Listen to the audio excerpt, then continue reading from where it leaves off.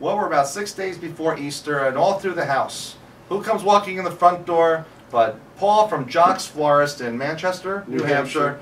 Welcome. We're glad to have you over. Thanks for coming to see the store. You're welcome, Arthur. We had a great we're sitting in my office having this great conversation. I got to tell you, it was nothing less than great. We're just talking parallel with each other about marketing and percentages, and you know, Paul's got an amazing business, and he gave me some hints and some tips on why he's big, why he's the choice when it's Manchester, New Hampshire, when you want to send flowers.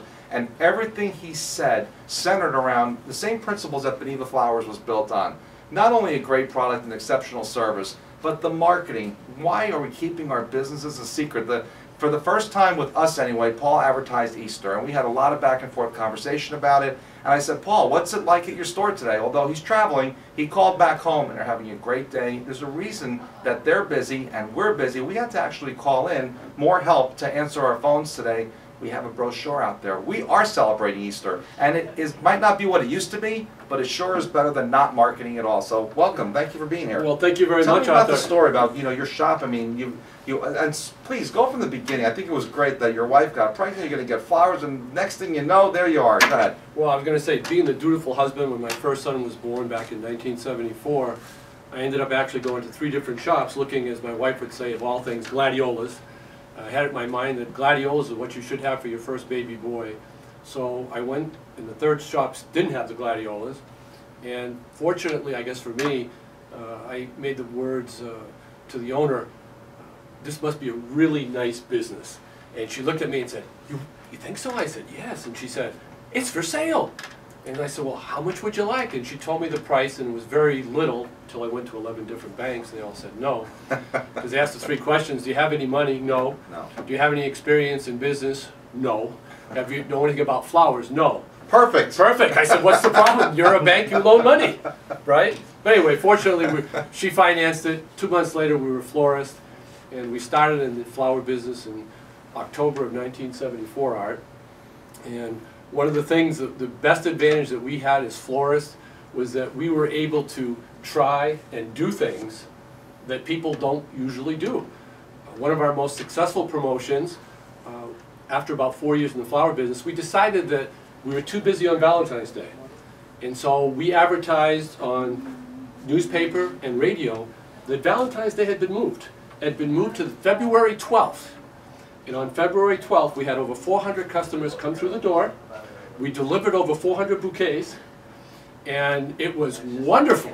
Because you really did. You advertised Valentine's Day was moved to the 12th. The 12th. And that was one of the first times that I discovered the power of advertising.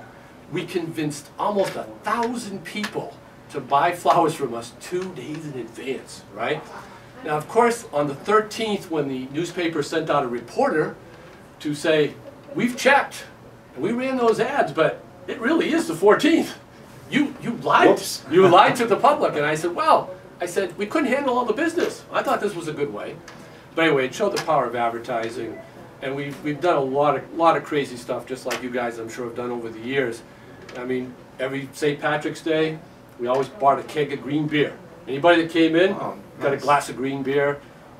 Nice. We've just done a lot of different things because we had no right or wrong. We had no right or wrong.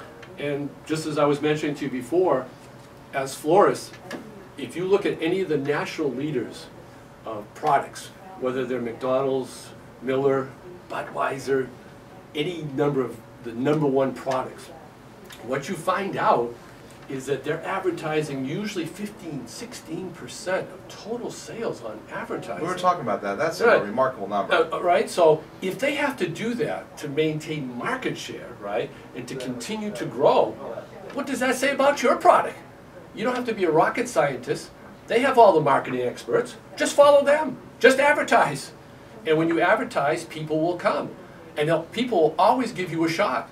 Right? Honestly, what national company, what well-known brand is known and recognized that doesn't market? There isn't one. They're all marketing. And I always say this, people order flowers on impulse. And most people don't order flowers until they need it. Something happens. So when you start making the parameters too difficult, 2 o'clock deadline, 3 o'clock cutoff, we can't do this, we can't do... You know, at the end of the day, They don't need our product. They choose to buy our product. They choose to carry a message with our beautiful product that needs to last. Last night, true story, Sunday night, 7:45, we got a phone call we answer phones from home, and a gentleman wanted to send flowers to Siesta Key. 3 dozen roses. Well, we didn't have all our flowers in at that point, so creatively suggesting maybe 3 different types of arrangements. Well, the point was, he wanted something really spectacular, so all he knew to sell or to order was 3 dozen roses. Well, we said, how about this? And he said, what's the card message to read? He says, I love you. So he's obviously in the doghouse, he's trying to get across to this person, and he wants it Sunday night, Paul. Sunday night at 8 o'clock. So we told him that there was a courier fee involved, that wasn't a problem, money wasn't an issue. So what we said was, how about 3 arrangements? On each arrangement we'll put a sign, I love you. So we sold 3 different products that were already made that day in our cooler. We got it delivered within an hour to Siesta Key. His message was delivered. When the person delivered it, he said that the woman was very receptive. He brought all the arrangements. She said, oh my goodness. And we took a small arrangement for the table for I. We did a larger, a linear type tropical for love, and then a dozen roses for you. So we got it done, we got the delivery, everyone got paid what they needed to get paid, and the customer got exceptional services. At the end of the day, there's 2 kinds of services people will never forget. Exceptional and horrible. Horrible. We just never want to be caught on either on the horrible side of that, but we also don't need to be in the middle all the time either. No, you don't want to be in the middle. If you want to stand out, you have to provide. That's great customer service. And I assume you probably like us. People ask us, or especially employees, they'll say, what's our rule? What's our rule about delivery? Right. How do you handle that? How do you respond to that? Well, I just say to them, the rule at Jacques is, we have no rules. We have no rules. And so what happens is, does it make sense? Does it make sense to you? Is the request sensible? Somebody calls at 5 o'clock. Well, we do have a rule actually. If you call before 5 o'clock, it's for a funeral, a birthday, or an anniversary, we guarantee delivery. Right. Absolute guaranteed delivery. Right. Okay, so we're only open till 6, but we will deliver it for you for those special occasions. And in reality, we would deliver for more than those occasions. So I guess you could call that a rule. But the rule is we don't have a rule, and we don't have a minimum delivery. And we just say, you know what do you want to send? What's the occasion? It's up to us as the florists, right, as the experts, right, to be able to test. They're trusting you to say, hey, listen, this is what you need to do. This is what has to happen. And as you mentioned, your thing, on the road, we've been on the road almost a month, got an email, I was looking at our emails from a customer thanking my son, which I was glad to hear, and helped her with her husband's funeral. And she said, when I went in, I was just going to order for his cremation services a very small basket. And she said, after talking to your son, she said, we ended up ordering a tremendous amount of flowers. And she said, I wanted to write and say how thankful we were we chose you. Because she said, it made the service so beautiful with all those beautiful flowers.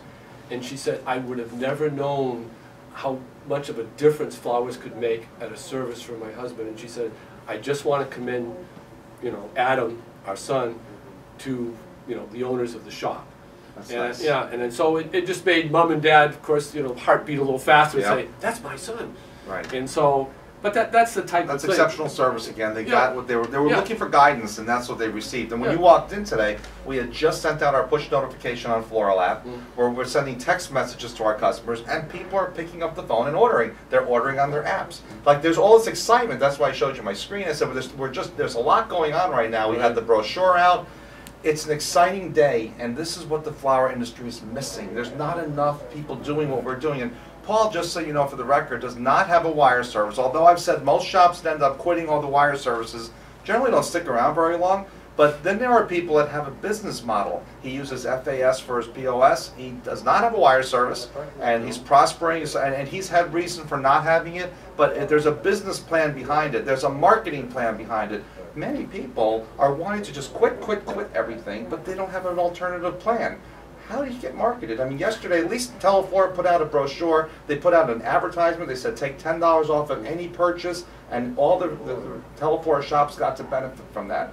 And they need that. That's what the florists need, and that's where Teleflora and FTD's doing different programs like that. That's where they're helping you, but there's other issues that people have, and Paul has survived it because the one common area that he is so strong in, and that's marketing. And that's really the difference. Well, it's marketing, and it's also, when you said a plan, you know what the ultimate plan is? The ultimate plan is profits.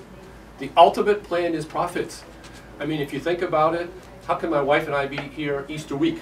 Right. Right? Because we run a profitable operation. We have enough people to run the shop. They're trained well. But let me also say that I don't believe it's because he's in a wire service or not in a wire service. No. It's a matter of, does he drive a Ford, a Chevy? Does he buy this insurance, that insurance? These are all decisions that are business tools. Right. Now, he could be in a wire service and make money. The point is, he's running his business. He's in charge of his destination. He's driving his business in a direction that he wants to go in. And I love the conversation we had, and that's why we're speaking about this today. Right. Just for people to share it's not a matter of quit and you'll be better. It's like, build a plan, execute it, and then see where you go to be better. You have to be responsible for your future. And you certainly do. Always remember this, that any problem that you have, anything that you want to overcome, the solution always is in that mirror every morning looking back at you. The answer is in the mirror. Don't look anywhere, just like Art said. It's not the wire services, it's not the customers, it's not the economy, it's not any of those other external measures. Do they affect you? Yes, they affect you. But the solution to all those problems, if you want to call it all those things that press in on you, it's in the mirror. Look in the mirror. The person in the mirror is the one that solves all the problems. And once you figure that out, life is pretty simple. It's you. That's great. Don't blame anybody. It's you. That's it. We've got the marketing material to help you. We're retail florists, just like Paul got to experience. He walked in our door, he was greeted, he saw our store, he saw the display. So we're here because we love retailing flowers, and so does Paul, and so do you. But today it's Easter week, and are you prepared? Do you have ads? Are customers walking in your door? If not, we can help you. And I just really thank you for being here with us and sharing this conversation. Arthur is correct. He's a hell of a marketer. Thank you. And the next solution that we need to find now is lunch. Lunch. What are we doing? Italian? What I always like wherever they have the best wine. Wine, right? We're going after wine. Have a great Easter. Bye.